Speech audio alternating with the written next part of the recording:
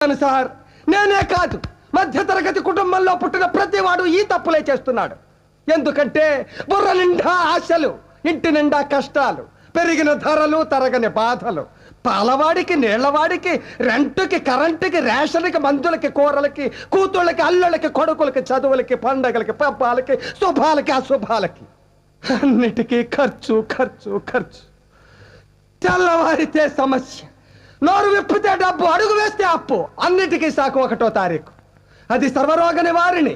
1వ తారీఖు అని 30 రోజులు ఎదురు చూస్తాను సార్. చివరికి అది ఇలా వచ్చి అలా వెళ్ళిపోతుంది. వరద బాధితులను ఆదుకోవడానికి హెలికాప్టర్ వచ్చి వెళ్ళిపోయినట్టు. 1వ తరగతి వాడికి 2వ తరగతి, 2వ తరగతి వాడికి 3వ తరగతి, ఇలా అన్ని తరగతుల వాళ్ళకి ఎదుగుదల ఉంటుంది.